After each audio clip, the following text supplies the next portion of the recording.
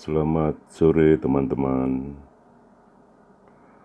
Memasuki hari ke-16 PPKM darurat di Jakarta, tepatnya tanggal 19 Juli atau sehari menjelang Hari Raya Idul Adha, kami sore ini sekitar pukul 17.30 WIB melintas dari arah Bandara Soekarno-Hatta menuju kawasan Pantai Indah Kapuk 1 atau PIK 1. Kami akan melihat suasana kawasan PIK 1 yang di kalangan pebisnis disebut kawasan Kepala Naga ini, untuk melihat seperti apa kondisi kawasan PIK, terutama tempat-tempat kuliner dan juga situasi sore hari menjelang bubaran kantor. Saat ini kami sudah hampir tiba di gerbang tol Kamal 2 untuk memasuki kawasan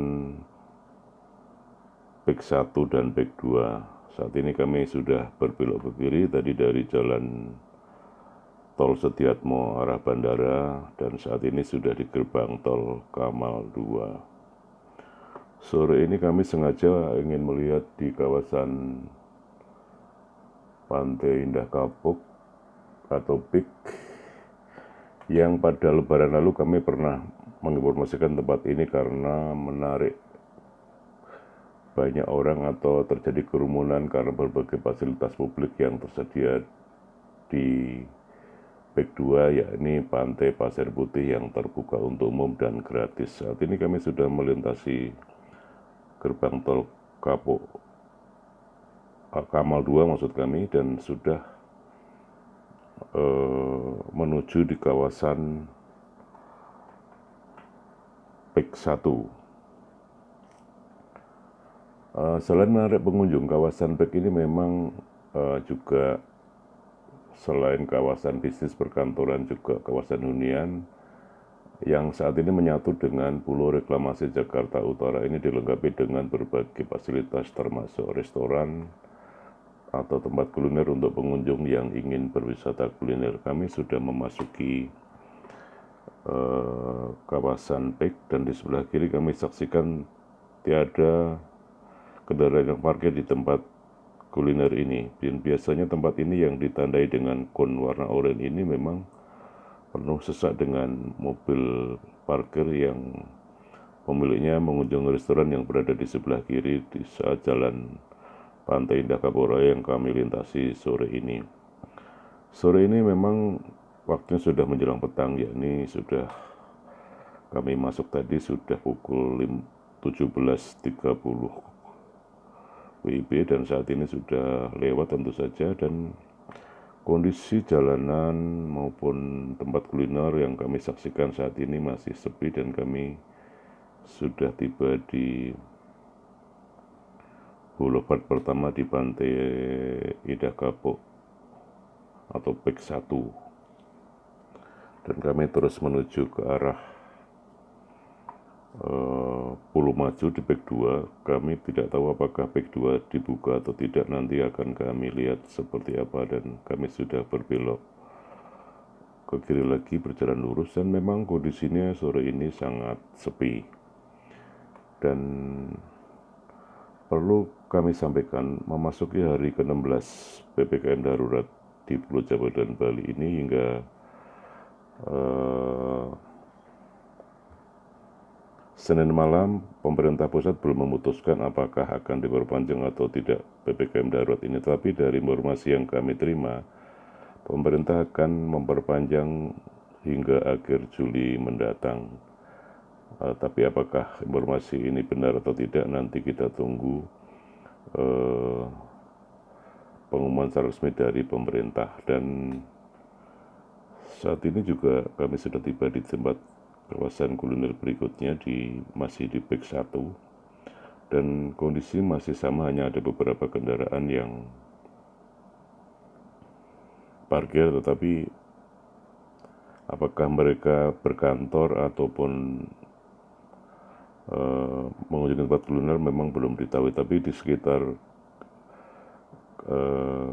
kawasan yang kami lintasi ini sebelah kiri memang ada perkantoran, ada juga apartemen dan juga tempat kuliner, dan kami sudah menuju jembatan pertama untuk menuju Pulau Maju di Pik 2, dan jembatan ini biasanya juga menjadi tempat nongkrong beberapa orang ataupun yang jalan kaki, maupun ada sejumlah pengendara yang berhenti di kawasan ini untuk menyaksikan kondisi situasi di sekitar, maupun juga ada yang berfoto maupun bersuah foto. Kami terus menyusuri jembatan ini dan tampak di kejauhan adalah lampu di gedung maupun juga kantor ataupun jalan sudah mulai menyala. Ini menandakan bahwa situasinya sudah menjelang petang memang, dan kami akan lihat lagi untuk kawasan berikutnya seperti apa, apakah juga tetap sepi seperti semula ataupun ada perubahan. Nanti kita lihat di depan, tidak jauh dari tempat ini memang ada kawasan kuliner yang biasanya juga penuh dengan pengunjung di saat belum PPKM darurat, apalagi sebelum pandemi COVID-19, dan kami saksikan memang tempat parkir juga kosong di sini. Hanya ada beberapa kendaraan yang berhenti, tetapi sebenarnya tempat kuliner ini juga menyediakan dari berbagai ragam masakan Indonesia dan tetap buka sebenarnya. Tapi memang tidak ada pengunjung karena memang sejak PPKM darurat ini dilarang ataupun tidak diperbolehkan pengunjung yang makan di tempat, kecuali dibawa pulang atau take away, dan juga mereka melayani konsumen secara online ataupun bisa melalui GoFood. Kami terus menuju ke arah Pik 2. Apakah nanti Pik 2 juga akan dibuka, nanti akan kami informasikan. Kami akan berbelok sedikit menuju jembatan berikutnya, tapi masih di kawasan Pik 1. Dan inilah jembatan berikutnya untuk menuju ke Pik 2, di mana Pik 2 saat ini sedang dikembangkan, yang dulu pernah di stop sejak Basuki Cahayapurnama tidak menjabat sebagai Gubernur DKI, tapi saat ini pembangunan sudah mulai dilanjutkan. Kami terus menyusuri jembatan dan situasi juga semakin sore atau semakin petang. Tampak lampu di jalan sudah mulai menyala, dan kami juga saksikan situasi lalu lintas di daerah ini cukup sepi, karena biasanya setiap sore hari sebelum PPKM darurat diberlakukan di DKI Jakarta, banyak juga warga atau pengendara yang menuju kawasan ini hanya sekedar jalan-jalan ataupun menikmati situasi sore hari. Kami terus berjalan lurus untuk menuju Pik 2 atau Pantai Indah Kapuk 2, dan kami saksikan di kanan kiri jalan ini sedang dipersiapkan untuk dibangun berbagai pertokoan, mal maupun juga perkantoran, dan hal ini bisa dilihat dari berbagai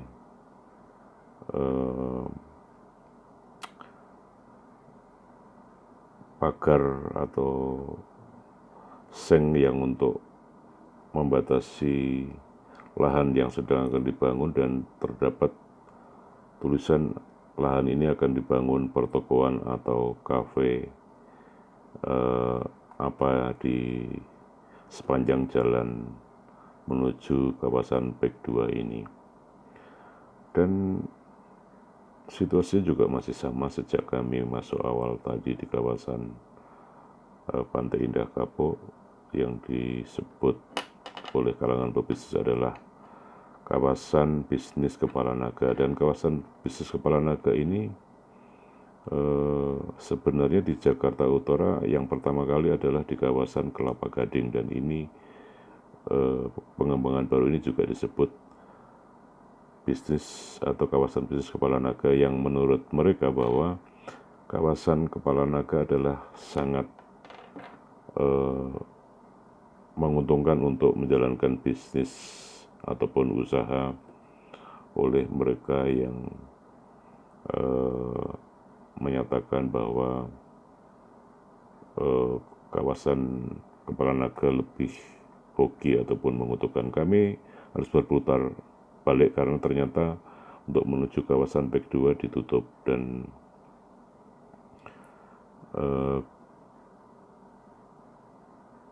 kami saksikan juga tadi beberapa pengendara berputar arah kembali ke kawasan Pek 1 yang tadi kami lintasi.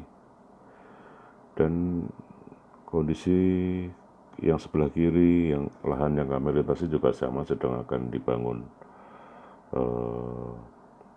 berbagai pertokoan maupun tempat bisnis. Dan kami saksikan ada sebuah papan iklan di mana sebuah suhu perkantoran dan juga rumah tinggal tadi ada harga yang harganya mencapai hingga 11 miliar. Kami terus menuju ke arah pintu gerbang Pek 1 yang tadi kami datang, dan kami menyaksikan juga memang ada beberapa pengendara yang berhenti di kawasan ini untuk menghabiskan waktu menjelang sore hari, dan mereka tidak menimbulkan kerumunan, hanya 1-2 orang. Kami berhenti sejenak untuk menyaksikan situasi di sekitar dulu. Dan perlu kami sampaikan juga bahwa mengutip Gubernur DKI Jakarta Anies Baswedan bahwa penerapan PPKM di DKI Jakarta membuat mobilitas warga turun secara signifikan hingga mencapai 50%. Tetapi memang diakui oleh Gubernur DKI bahwa untuk menurunkan kasus COVID-19 masih membutuhkan waktu. Kami berhenti sejenak dulu untuk melihat situasi pengendara yang melintas, maupun juga ada 1-2 orang yang sedang naik sepeda atau goes, tentu mengisi waktu sore hari. Kami sekarang sudah berjalan lagi untuk melihat situasi berikutnya. Dan kembali mengenai PPKM darurat di DKI Jakarta, Gubernur DKI menyebutkan bahwa ribuan orang saat ini sedang mengantre hingga lorong-lorong fasilitas kesehatan atau Paskes, yang jumlahnya kira-kira mencapai 1.900 hingga lebih yang mengantri di IGD, lorong-lorong puskesmas maupun rumah sakit di DKI Jakarta. Kami terus menyusuri jalan mengarah ke Jalan Pantai Indah Kapuk Raya yang kami lintasi pada awal kedatangan tadi. Dan seperti